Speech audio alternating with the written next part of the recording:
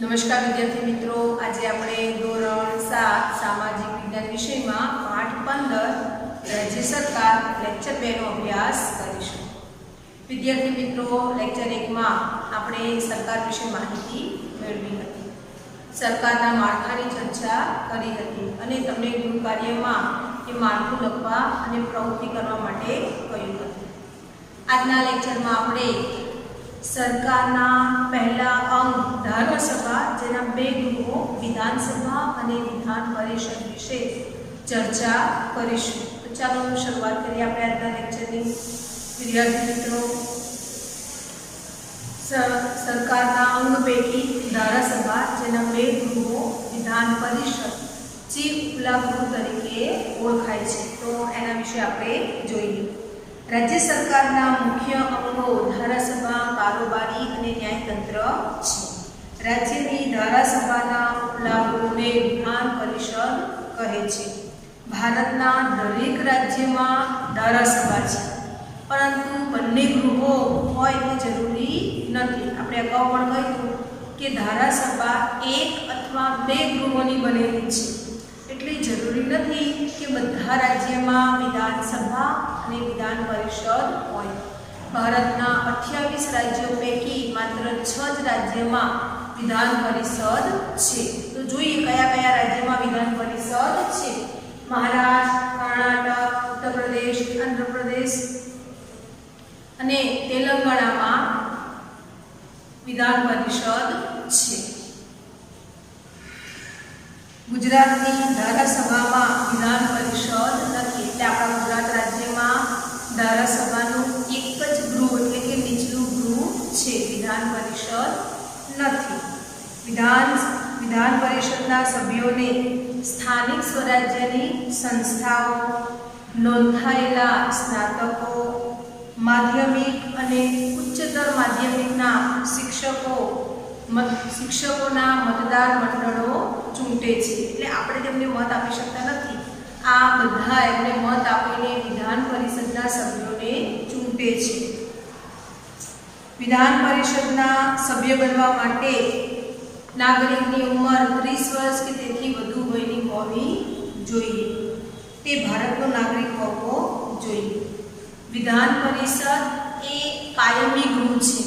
કાયમી ગૃહ એટલે તેનું સંપૂર્ણ વિસર્જન થતું નથી। જેમ દર 5 વર્ષે વિધાનસભા, લોકસભાની ચૂંટણી થાય છે, તેવી રીતે વિધાન પરિષદની દર 5 વર્ષે ચૂંટણી થતી નથી। કેમ? તો વિધાન પરિષદ એ કાયમી ગૃહ છે, તેનું સંપૂર્ણ વિસર્જન થતું નથી। વિધાન પરિષદના સભ્યોના 1/3 સભ્યો દર 2 વર્ષે નિવૃત્ત થાય છે। ત્યારે બીજા ભાગના સભ્યો દર 2 વર્ષે નિવૃત્ત થાય તો 6 વર્ષમાં બધા સભ્યો નવા આવી જાય। એટલે આમ ગણીએ તેની મુદત 6 વર્ષની, પણ એક સાથે બધા સભ્યો જતા નથી। 1/3 સભ્યો નિવૃત્ત થાય એની સામે બીજા 1/3 સભ્યો આવે, એટલે એનું સંપૂર્ણ વિસર્જન થતું નથી। એ કાયમી ગૃહ છે। વિદ્યાર્થી મિત્રો, પરીક્ષામાં આ કારણ પૂછાય કે વિધાન પરિષદ કાયમી ગૃહ છે, કારણ આપો। अथवा तो एवो प्रश्न पूछाय कि विधान परिषदનું विसर्जन थતું નથી, શા માટે? तो जवाब જોઈએ, बहुत ध्यानથી સાંભળજો। ન ખ્યાલ આવે તો તમે કમેન્ટ કરજો, આપણે ફરી એની ચર્ચા કરીશું। વિધાન પરિષદના 1/3 સભ્યો દર 2 વર્ષે નિવૃત્ત થાય છે। જેટલા સભ્યો નિવૃત્ત થાય છે એટલા સભ્યોની ચૂંટણી કરવામાં આવે છે અને એટલા સભ્યો એમાં ઉમેરાય છે।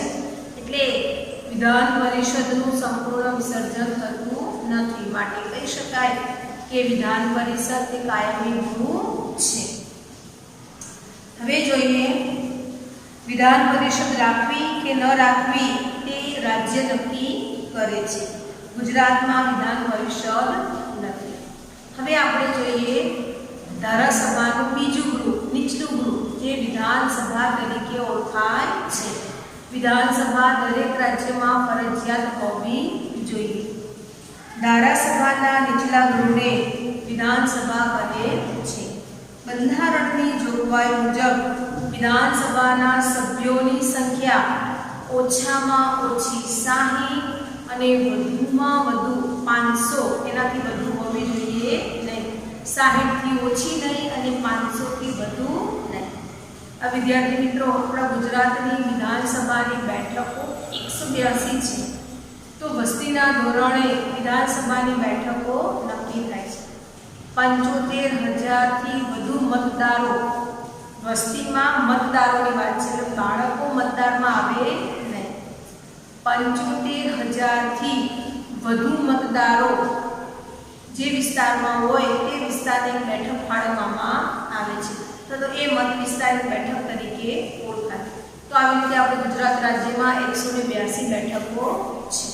તેનો અર્થ એ થયો કે વસ્તીના ધોરણે બેઠકો ફાળવવામાં આવતી હોય તો જે રાજ્યમાં વધારે વસ્તી હશે તેની બેઠકો સૌથી વધારે હશે. તો તમારે વિચારવાનું કે ભારતના કયા રાજ્યમાં સૌથી વધારે વસ્તી છે, તો એ રાજ્યની વિધાનસભાની બેઠકો કેટલી છે. ભારતના બધા જ રાજ્યો પૈકી કયા રાજ્યની વિધાનસભાની બેઠકો સૌથી વધારે છે એ તમારે જાણવાનું. વિધાનસભાના સભ્ય બનવાની લાયકાત. તો વિધાનસભાના સભ્ય બનવા માટે લાયકાત જોઈએ તો ભારતનો નાગરિક હોવો જોઈએ, તેની ઉંમર 25 વર્ષથી વધુ હોવી જોઈએ. કે 25 વર્ષથી વધુ વયનો ઉમેદવાર એ વિધાનસભ્ય તરીકે ઉમેદવાર નોંધાવી શકે છે. તે અસ્થિર, નાદાર, મગજનો કે સજા પામેલ ગુનેગાર હોવો જોઈએ નહીં. તે સરકારી સંસ્થામાં સવેતન હોદ્દો ધરાવતો હોવો જોઈએ નહીં. એટલે એનો અર્થ એ થયો કે ભૂતકાળમાં એને કોઈ ગુના ન કર્યા હોય, કોઈ સજા પામેલ ના હોય, તે મગજથી અસ્થિર એટલે કે પાગલ ન હોવો જોઈએ, ભારતનો જ નાગરિક હોવો જોઈએ, 25 થી વધુ ઉંમર હોવી જોઈએ. આવી જો લાયકાત ધરાવતી વ્યક્તિ એ વિધાનસભ્ય માટે ઉમેદવારી નોંધાવી શકે છે. ભારતના દરેક રાજ્યમાં વિધાનસભા છે. રાજ્યના વિસ્તારને જુદા જુદા મત વિભાગમાં વહેંચવામાં આવે છે. દરેક મત વિસ્તારમાંથી એક સભ્ય ચૂંટાય છે. હવે તમારો મત વિસ્તાર કયો છે તમારે વિચારવાનું. બાપુનગર મત વિસ્તાર, અખ્યાલ મત વિસ્તાર, સરસપુર મત વિસ્તાર, નિકોલ મત વિસ્તાર, ઠક્કરનગર મત વિસ્તાર. તો આપણે અલગ અલગ વિસ્તારોમાં રહીએ છીએ અને વિધાનસભાના અલગ અલગ મત વિભાગ આપણા વિસ્તારમાં છે. તો આપણા વિસ્તારમાંથી કેટલા બધા ઉમેદવારો વિધાનસભામાં ઊભા રહે છે. 2022માં વિધાનસભા ચૂંટણી આવશે ત્યારે તમે એનો અનુભવ કરશો કે આપણા વિસ્તારમાંથી અલગ અલગ ઉમેદવારો ઊભા રહે છે જે અલગ અલગ રાજકીય પક્ષના હોય છે અને તે આપણા વિસ્તારમાં આવી અને મત માંગે છે કે તમારો કિંમતી મત મને આપશો. તો આપણે બધાને મત આપી શકતા નથી, એક જ વ્યક્તિને મત આપી શકીએ છીએ. તો આપણે ખૂબ જ વિચારી સમજી અને મતદાન કરવાનું હોય છે. મત આપ્યા પછી મત ગણતરી થાય અને કયા પક્ષમાં કે કયા ઉમેદવારને સૌથી વધુ મત મળ્યા છે એ ઉપરથી નક્કી થાય કે આપણા વિસ્તારમાં કોની જીત થઈ છે. માનો કે 10 ઉમેદવારો ઊભા છે, એમાંથી એક જ ઉમેદવારને સૌથી વધુ મત મળે છે. જે ઉમેદવારને સૌથી વધારે મત મળે છે તે ઉમેદવાર આપણા વિસ્તારનો વિજેતા બને છે. એ ઉમેદવાર જે પક્ષનો હશે એ પક્ષની માં એની એક બેઠક ગણાશે. એવી રીતે આખા ગુજરાત રાજ્યની 182 બેઠક પૈકી જે પક્ષને સૌથી વધારે બેઠક મળી હશે તે પક્ષ શાસક પક્ષ બનશે અને સરકાર બનાવશે. જોઈએ કેવી રીતે. તો 182 બેઠકોમાંથી કોઈ પણ પક્ષને 50 બેઠકો મળી છે, કોઈને 70 બેઠકો મળી છે, કોઈને 20 મળી છે, કોઈને 10 મળી છે, તો કોઈને 5 મળી છે, કોઈને 2 મળી છે, કોઈને 25 બેઠકો મળી છે. તો આવી રીતે અલગ અલગ પક્ષમાં અલગ અલગ બેઠકો મળી. હવે અહીંયા આપણે જોઈએ તો સૌથી વધારે બેઠકો કેટલી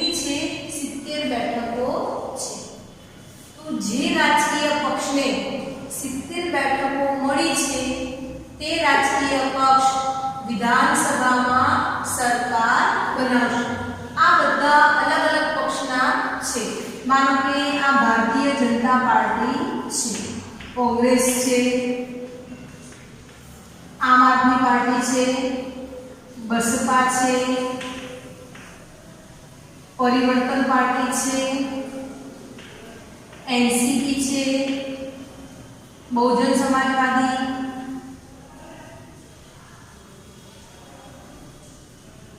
ડીએમકે.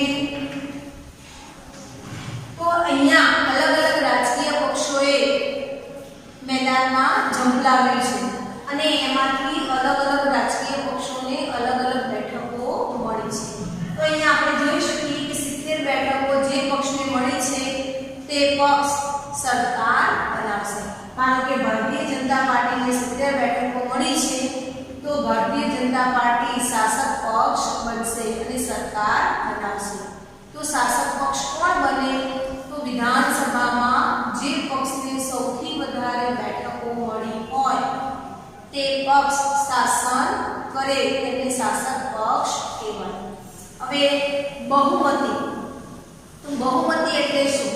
તો અહીંયા આપણે જોઈએ છીએ કે 182 નું વિભાજન કર્યું, આપણે એનું વર્ગીકરણ કર્યું કે એને અલગ અલગ ભાગમાં ડિવાઈડ કર્યા. તો બહુમતી કોને જોવા મળે? તો 70 છે એ બહુમતી છે. 70 છે બહુમતી. લઘુમતી તો 2 છે તો લઘુમતીમાં છે. સૌથી ઓછી અને સૌથી વધારે મત જે પક્ષમાં હોય એને કહેવાય બહુમતી. કોઈ જવાબ હામાં હોય, કોઈ જવાબ નામાં હોય. નામાં જવાબ હોય એમાં બહુમતી હોય એટલે વધારે લોકોનો મત હોય તો એને કહેવાય બહુમતી.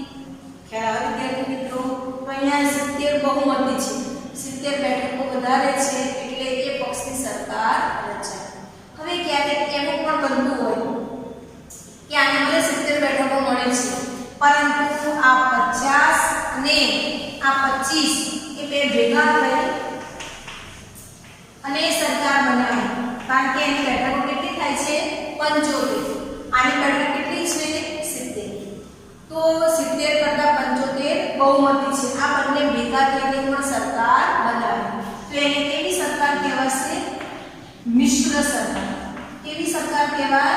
મિશ્ર સરકાર અથવા તો ગઠબંધન વાળી સરકાર કહેવાય. ગઠબંધન બંને ભેગા થઈ અને સરકાર બનાવી છે તો એને કહેવાશે ગઠબંધન વાળી સરકાર. હવે અહીંયા આપણને દેખાય છે કે 70 સિવાય અન્ય પક્ષ છે જેને 50 બેઠકો મળી છે. તો શાસક પક્ષ સિવાય વિધાનસભામાં બીજો પક્ષ હોય એને કહેવાય વિરોધ પક્ષ. જે સરકારના કાર્યો પર દેખરેખ રાખે છે, જ્યાં સરકાર અયોગ્ય કાર્ય કરે ત્યાં તે સરકારનું ધ્યાન દોરે છે, ટકોર કરે છે. પ્રજાને સુવિધા નથી મળતી તો વિરોધ પક્ષ એ પ્રજાના પ્રશ્નો સરકારની સામે લાવે છે અને સરકારને બધાની વચ્ચે એ પ્રશ્ન પૂછે છે એના કાર્યો થકી. તો વિરોધ પક્ષ હોવો જરૂરી છે. જો વિરોધ પક્ષ ન હોય લોકશાહીમાં તો શાસક પક્ષ સર્વસત્તાધીશ બની જાય. બરાબર? તો વિરોધ પક્ષ છે એટલે પ્રજાના પ્રશ્નો સરકારની સામે આવે છે અને એ પ્રશ્નોનું નિરાકરણ થાય છે. તો અહીંયા આપણે કેટલા શબ્દો શીખ્યા? શાસક પક્ષ, જે પક્ષને સૌથી વધારે બેઠકો મળે અને શાસન કરે તે પક્ષ ગણાય શાસક પક્ષ. વિરોધ પક્ષ, તો શાસક પક્ષ સિવાયનો બીજો પક્ષ હોય એને કહેવાય વિરોધ પક્ષ. મત વિભાગ, તો 75,000 થી વધુ વસ્તી, મતલબ 75,000 થી વધુ મતદારો ધરાવતા મત વિસ્તારને મત વિભાગ તરીકે ઓળખવામાં આવે છે. મિશ્ર સરકાર કે ગઠબંધન વાળી સરકાર, તો બે પક્ષો ભેગા થઈ અને સરકાર રચે તો એવી સરકારને કહેવાશે મિશ્ર સરકાર કે ગઠબંધન વાળી સરકાર. બહુમતી, તો બહુમતી એટલે વધુ મત જે પક્ષમાં હોય એને કહેવાય બહુમતી. એટલે કોઈ પણ જવાબ, જેમ કે આપણા ઘરમાં આપણે 5 સભ્ય છે, મામાના ઘરે જવું છે તો બહુમતી લેવામાં આવે કે મામાના ઘરે જવું છે, કાકાના ઘરે જવું છે. તો જવાબમાં મામાના જણ હોય અને કાકાના ઘરમાં 2 જણા હોય તો બહુમતી કોની કહેવાય? 3 જણની, કારણ કે 3 જણાએ હા પાડી છે મામાના ઘરે જવા માટે. જો 3 જણ ના પાડે છે મામાના ઘરે જવા માટે તો નાની બહુમતી હશે. તો આવી રીતે બહુમતી ગણાય. ખ્યાલ આવે વિદ્યાર્થી મિત્રો? ચાલો હવે જોઈએ. ગુજરાત રાજ્યમાં વિધાનસભાની કુલ 182 બેઠકો છે. દરેક રાજ્યની વિધાનસભામાં ધારાસભ્યોની સંખ્યા જુદી જુદી છે. કેમ જુદી છે? તો વિધાનસભાની બેઠકો વસ્તીના ધોરણે નક્કી થાય છે. મોટે ભાગે વિધાનસભ્યો અલગ અલગ રાજકીય પક્ષોના હોય છે. તેમજ કોઈ પણ પક્ષના ન હોય તે ઉમેદવારો અપક્ષ તરીકે પણ ઉમેદવારી નોંધાવી શકે છે. એમને આવા કોઈ પણ રાજકીય પક્ષમાં ઉમેદવારી નોંધાવી નથી તો એ કેવા ગણાશે? અપક્ષ ઉમેદવારો ગણાય. ગુજરાતનું વિધાનસભા ભવન ગુજરાતના પાટનગર ગાંધીનગર ખાતે આવેલું છે. તેનું નામ છે વિઠ્ઠલભાઈ પટેલ ભવન. તમે ચિત્રમાં જોઈ શકો છો. હવે જોઈએ ચૂંટણી. તો રાજ્યની વિધાનસભાના સભ્યોની સામાન્ય ચૂંટણીઓ દર 5 વર્ષે થાય છે. વિધાનસભાના સભ્યને વિધાનસભ્ય કે ધારાસભ્ય કહે છે, જેને અંગ્રેજીમાં MLA એટલે આપણે કહીએ છીએ MLA. શું કહીએ છીએ? MLA. તો member of legislative assembly. Member એટલે સભ્ય, લેજિસ્લેટિવ એટલે ધારાસભ્ય. તો ધારાસભ્ય એટલે કે એને કહેવાય MLA. આપણે શોર્ટમાં કહીએ છીએ MLA. MLA ની પસંદગી લોકો દ્વારા સીધી ચૂંટણીથી થાય છે. આપણા વિસ્તારમાં જે પણ ધારાસભ્યો ઊભા હોય એને સીધો મત આપીને પસંદ કરવામાં આવે છે. જુદા જુદા રાજકીય પક્ષો પોતાના પ્રતિનિધિઓને વિધાનસભાની ચૂંટણીમાં પોતાના પક્ષના ઉમેદવારો તરીકે ઊભા રાખે છે. પોતાના મત વિભાગમાંથી બહુમતીને આધારે, બહુમતી એટલે વધારે મત મેળવીને, બહુમતીને આધારે વિધાનસભાના સભ્ય બને છે. જે પક્ષના સભ્યો વિધાનસભામાં બહુમતી ધરાવતા હોય તે પક્ષ પોતાની સરકાર રચે છે.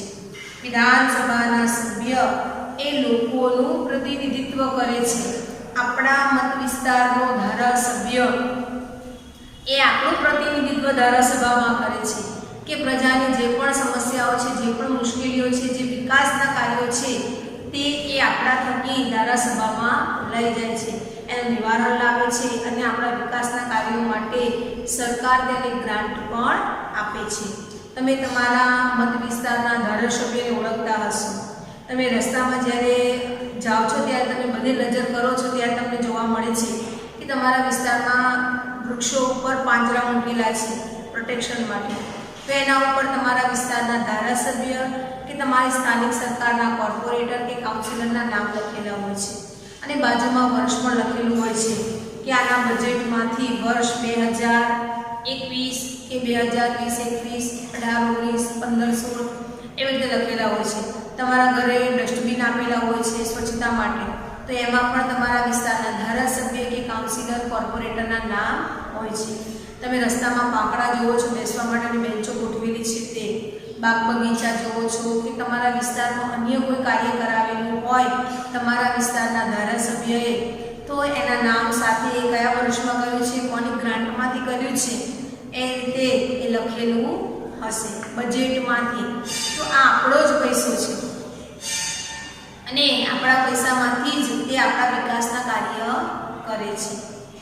તો જો તમે આવું બધું ન જોયું હોય તો હવે તમે જ્યારે પણ બહાર જાઓ ત્યારે તમારા વિસ્તારમાં આ બધી વસ્તુઓનું નિરીક્ષણ કરજો અને પછી તમને ખ્યાલ આવશે કે તમારા મત વિસ્તારના ધારાસભ્ય કોણ છે તેનું નામ તમને ખબર પડશે અને તેમણે તમારા માટે કયા કયા કાર્યો કર્યા છે તે પણ તમને ખ્યાલ આવશે. ચલો હવે અહીંયા આપણને પ્રવૃત્તિ આપી છે, તમારા વિસ્તારના ધારાસભ્યનો પરિચય મેળવો. મેં કહ્યું ને કે તમે બહાર નીકળો તો તમને ખ્યાલ આવશે, જો ન ખબર હોય તો તમારા માતા પિતાને પૂછો, એમને તો ચોક્કસ ખબર હશે કારણ કે એમને એમને મત આપ્યું છે એટલા માટે. તો એ ધારાસભ્ય તમારે પરિચય મેળવવાનો છે, તેનો સંપર્ક નંબર અને સરનામું તમારે જાણવાનું છે. તમારા વિસ્તારના લોકોના પ્રશ્નોની માહિતી મેળવો અને વિધાનસભ્યને તેની જાણકારી પત્ર દ્વારા આપો. હવે આપણા વિસ્તારમાં કેટલી બધી સમસ્યાઓ છે. ચોમાસું આવે એટલે સૌથી પહેલી સમસ્યા એ થાય પાણી ભરાવાનું, રસ્તાઓમાં ખાડા પડવાના, ભૂવા પડી જાય છે, રસ્તા ખરાબ થઈ જાય છે, ધોવાઈ જાય છે. કેટલો ભાગ તમે સાયકલ લઈ જાઓ તો માનો તમે બ્રેક ડાન્સ કરતા હોય એમ જાઓ છો એટલે અકસ્માત થવાની શક્યતા વધી જાય છે. બેલેન્સ રહીને ગાડી હલી જાય, સાયકલ હલી જાય. તો આવા બધા પ્રશ્નો આપણા વિસ્તારમાં ઊભા થતા હોય છે. ગટરના પાણી બેગ મારે, વરસાદી પાણીનો નિકાલ ન થાય, ચોમાસું છે એટલે પાણી ભરાઈ રહે તો મચ્છરોનો ઉપદ્રવ થાય, તો દવાનો છંટકાવ ન થાય, સાફ સફાઈ ના થાય. તો એટલા બધા પ્રશ્નો આપણા વિસ્તારમાં ઉદ્ભવતા હોય છે. તો તમારા વિસ્તારમાંથી કયો પ્રશ્ન ઉદ્ભવ્યો છે એ તમારે જાણવાનું અને પછી તમારા વિધાનસભ્યને તમારે પત્ર લખવાનો. પત્ર એમને મોકલવાનો નથી, તમારે તમારી નોટબુકમાં પત્ર લખવાનો છે. પછી તમને આપ્યું છે બહુમતી, શાસક પક્ષ, વિરોધ પક્ષ, મિશ્ર સરકાર અને મત વિભાગ. તો આપણે આ પાંચે પાંચ શબ્દોની ચર્ચા કરી અને ચર્ચાને આધારે તમારે એના જવાબ તમારી નોટમાં લખવાના છે. તો આ બંને ત્રણે ત્રણ પ્રવૃત્તિઓ તમારે સામાજિક વિજ્ઞાનની નોટમાં કરવાની છે. સૌથી પહેલાં તમારે તમારા વિસ્તારના ધારાસભ્યનું નામ લખવાનું. તમે જે મત વિસ્તારમાં રહો છો તે તમારા મત વિસ્તારમાં બોર્ડ મારેલા જ હશે કે બાપુનગર મત વિસ્તાર. તો અમદાવાદ મહાનગરપાલિકાની બેઠકનો વિસ્તાર જુદો હોય છે અને વિધાનસભાની બેઠકનો મત વિસ્તાર જુદો હોય છે. તમે બાપુનગરમાં રહો છો તો બાપુનગર મત વિસ્તાર, રખિયાલમાં રહો છો તો રખિયાલ મત વિસ્તાર.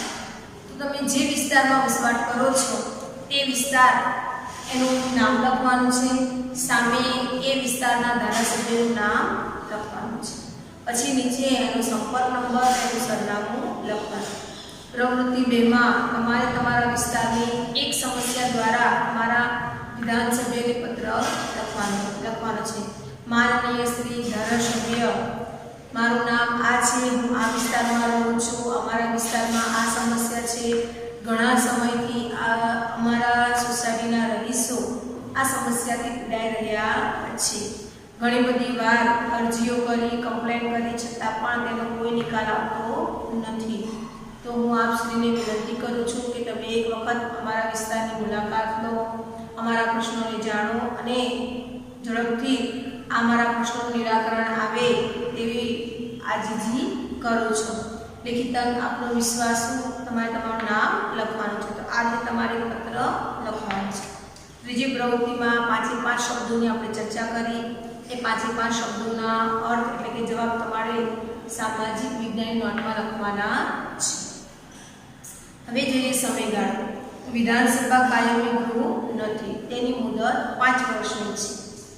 તેનું 5 વર્ષમાં વિસર્જન થઈ જાય છે. કેટલીક અસામાન્ય પરિસ્થિતિઓમાં બંધારણીય જોગવાઈ અનુસાર સરકાર ચાલી શકે તેમ નથી કે સરકારની રચના થઈ શકે તેમ ન હોય ત્યારે રાજ્યપાલની ભલામણથી રાષ્ટ્રપતિ રાજ્યમાં રાષ્ટ્રપતિ શાસન લાદે છે. તે સમય દરમિયાન રાજ્યપાલ રાજ્યનો વહીવટ સંભાળે છે. જો મુખ્યમંત્રી કે મંત્રીમંડળ એ રાજ્ય વહીવટમાં અયોગ્ય સાબિત થાય કે રાજ્ય વહીવટ યોગ્ય રીતે ન થતો હોય અને પરિસ્થિતિ કાબુ બહાર હોય ત્યારે રાજ્યમાં રાષ્ટ્રપતિ શાસન લાદવામાં આવે છે. અને રાષ્ટ્રપતિ શાસન લાદવામાં આવે ત્યારે સમગ્ર રાજ્યનો વહીવટ એ રાજ્યપાલ દ્વારા થાય છે. વિધાનસભ્યો તેમનામાંથી વિધાનસભાના સરળ સંચાલન માટે એક અધ્યક્ષ ને ઉપાધ્યક્ષને ચૂંટે છે. એટલે વિધાનસભાની 182 બેઠકોમાંથી એક અધ્યક્ષ અને એક ઉપાધ્યક્ષ, અને અધ્યક્ષના નીચે આવે ઉપાધ્યક્ષ, એમ બંને નિમણૂક કરવામાં આવે છે. તો અધ્યક્ષ એટલે સ્પીકર અને ઉપાધ્યક્ષ એટલે ડેપ્યુટી સ્પીકર. વિધાનસભામાં જ નાણાકીય તથા સામાન્ય ખરડાઓ રજૂ થઈ શકે છે. નાણાકીય ખરડો અને સામાન્ય ખરડાઓ એ વિધાનસભામાં જ રજૂ થાય અને પછી તે વિધાન પરિષદમાં જાય. ખરડાઓ વિવિધ તબક્કાઓમાંથી પસાર થઈ રાજ્યપાલની મંજૂરી માટે મોકલવામાં આવે છે. વિધાનસભામાં ખરડાઓની ચર્ચા થાય છે, પછી બહુમતી સાથે ખરડાને પસાર કરવામાં આવે અને પછી રાજ્યપાલને મોકલવામાં આવે છે. એ ખરડો રાજ્યપાલ એનું 3 વાર વાંચન કરે છે, ખરડાને સમજે છે અને પછી જો એ યોગ્ય છે તો એના પર તે હસ્તાક્ષર કરે છે. રાજ્યપાલ સહી કરે તો જ ખરડાને કાયદાનું સ્વરૂપ મળે છે.